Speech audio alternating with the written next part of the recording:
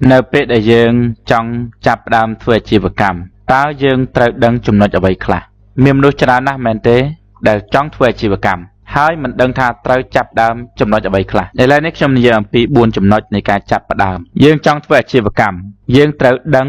និងធ្វើ4ចំណុចនេះសិនចំណុចទី1គឺយើងត្រូវដឹងឬត្រូវរៀនអំពីវិធីសាស្ត្រជោគជ័យរឿងវិធីសាស្ត្រជោគជ័យនេះវាជារឿងសំខាន់បំផុតសម្រាប់ជីវិតយើងវាគឺជាការបង្រួមសង្ខេបយ៉ាងខ្លីនៅអ្វីដែលជាទូទៅដែលជាធាតុដែលមានការពាក់ព័ន្ធក្នុងជីវិតយើងគឺបង្រួមមកត្រឹមតែអ្វីដែលតាក់ទងទៅនឹងគោលដៅរបស់យើងចំណេះដឹងទូទៅវាពាក់ព័ន្ធសពបែបសពយ៉ាងដល់វិធីសាស្ត្រជោគជ័យ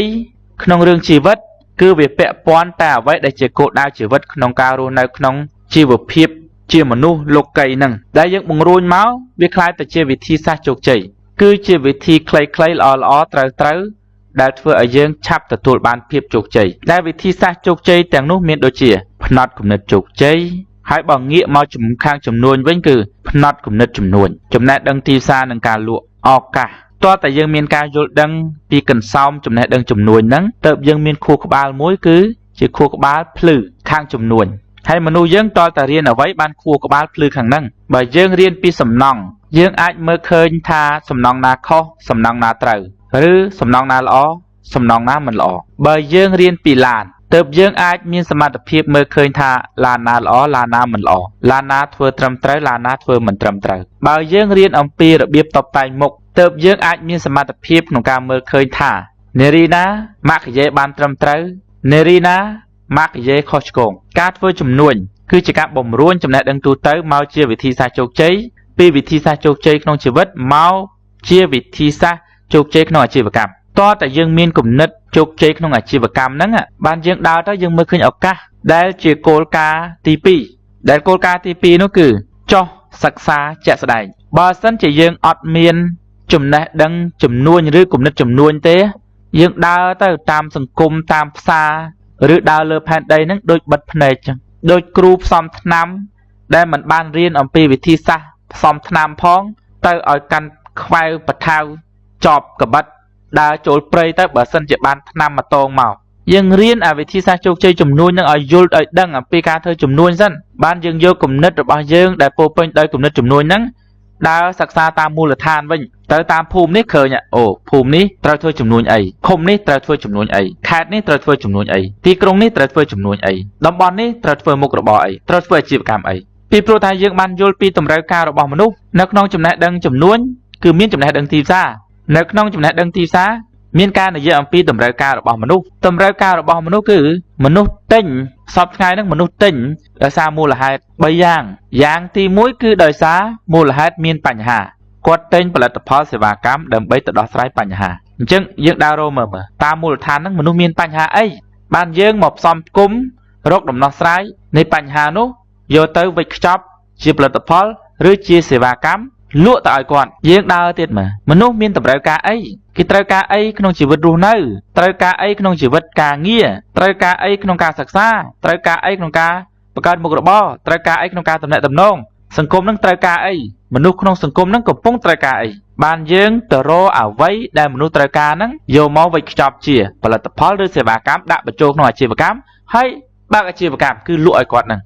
យើងទៅរកទៀតយើងទៅរកមនុស្សមានតណ្ហាអីមូលហេតុទី3ណាតណ្ហាហ្នឹងគេមិនសូវនិយាយទេឥឡូវហ្នឹងគេនិយាយអំពីសេចក្តីប្រាថ្នាវិញណាគេនិយាយអំពីសេចក្តីប្រាថ្នាដែលជាការពិតគឺនៅក្នុងធម៌យើងទាំងអស់គ្នាគឺជាខ្ញុំកញ្ចេះនៃតណ្ហាណាយើងត្រូវការលៀបយសការៈយើងត្រូវការអ្វីៗបំពេញអារម្មណ៍របស់យើងហ្នឹងអញ្ចឹងយើងមើលសេចក្តីប្រាថ្នាមនុស្សមានសេចក្តីប្រាថ្នាអ្វីខ្លះយើង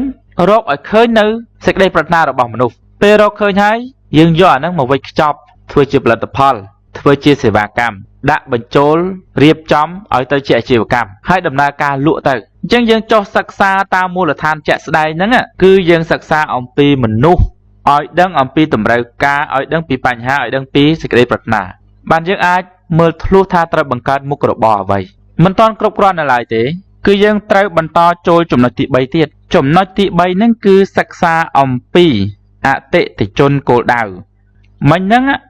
យើងចុះមូលដ្ឋានដើម្បីសិក្សាទីផ្សារហើយកាលណាយើងនិយាយអំពីទីផ្សារគឺយើងនិយាយអំពីមនុស្ស ទីផ្សារគឺមនុស្សណាទោះយើងលក់ឬក៏ធ្វើអាជីវកម្មពាក់ព័ន្ធនឹងសត្វក៏មិនមែនសត្វមកទិញគឺមនុស្សទោះជាយើង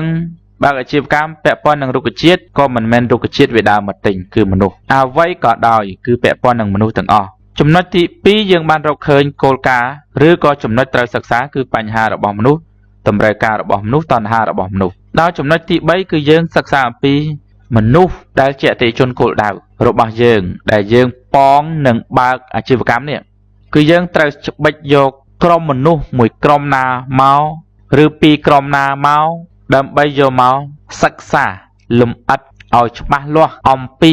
អរិយាបថអត្តចរិតកម្រិតវប្បធម៌ទំនៀមទម្លាប់ជំនឿអបិយជំនឿលទ្ធភាពឬជីវភាពនិងបញ្ហាផ្សេងៗដែលពាក់ព័ន្ធទៅនឹងចិត្តសាស្ត្រយ៉ាងស៊ីជម្រៅដើម្បីយើងយកមកបង្កើតទំនិញដែលហៅថាផលិតផលឬសេវាកម្មនេះឲ្យត្រូវទៅតាមកម្រិតចំណេះដឹងជំនឿជីវភាពលទ្ធភាពអារម្មណ៍ឬអរិយាបថរបស់គាត់បានយើងដាក់លក់ទៅត្រូវចិត្តគាត់ហើយនៅពេលដែលយើងសិក្សាអំពីអតិថិជនគោលដៅរបស់យើងបានត្រឹមត្រូវច្បាស់លាស់ហើយក៏មិនទាន់ចប់ដែរត្រូវបន្តដំណើរទៅដល់ចំណុចមួយទៀតគឺចំណុចទី4ចំណុចទី4គឺការសិក្សាអំពីអាជីវកម្មនិងការធ្វើផែនការអាជីវកម្មការសិក្សាអំពីអាជីវកម្មយើងមើលថាតើអាជីវកម្មដែលយើងចង់បើកហ្នឹងណាវាមានទំហំប៉ុណ្ណាវាមានទំហំកម្រិតណាសម្រាប់អ្នកក្រសម្រាប់អ្នកមធ្យមសម្រាប់អ្នកមានឬក៏សម្រាប់កំពូលមហាសេដ្ឋីតើតើយើងដឹងអំពីទំហំនៃអាជីវកម្មទើបយើងអាចបង្កើតទម្រង់នៃអាជីវកម្មបានហើយអាទម្រង់នៃអាជីវកម្មហ្នឹងវាបង្កើតឲ្យយើងនៅផែនការអាជីវកម្មពេលយើងដឹងទម្រង់ហើយយើងអាចបង្កើតផែនការអាជីវកម្មទៅតាមទម្រង់របស់យើងហ្នឹងក្នុងនោះមានចំណុចគោលជាច្រើនដែលត្រូវសិក្សាមានតាំងពីច្បាប់ទម្លាប់គោលការណ៍ស្រុកទេសមានតាំងពី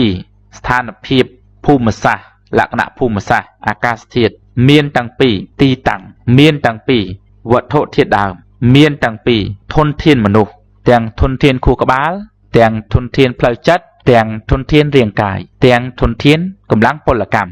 និងសិក្សាអំពីធាតុផ្សំផ្សេងៗទៀតឲ្យបានគ្រប់គ្រឿងក្នុងរឿងអាជីវកម្មហើយចំណុចហ្នឹងចំណុចសិក្សានិងធ្វើផែនការអាជីវកម្មហ្នឹងបើសិនជាយើងមិនបានសិក្សានៅចំណុចទី1ដែលជាចំណេះដឹងវិធីសាស្ត្រជោគជ័យក្នុងរឿងចំនួនហ្នឹងទេមកដល់ចំណុចទី4ហ្នឹងយើងតទៀមទៅតើមឬក៏អត់ដឹងថាត្រូវសិក្សាអំពីអ្វីខ្លះទេហើយក៏មិនដឹងថាត្រូវរៀបចំផែនការយ៉ាងម៉េចដែរអញ្ចឹងហើយបានឲ្យយើងសិក្សាអំពីចំណេះដឹងវិធីសាស្ត្រជោគជ័យលើផ្នែកអាជីវកម្មគឺវិធីសាស្ត្រជោគជ័យក្នុងចំនួនហ្នឹង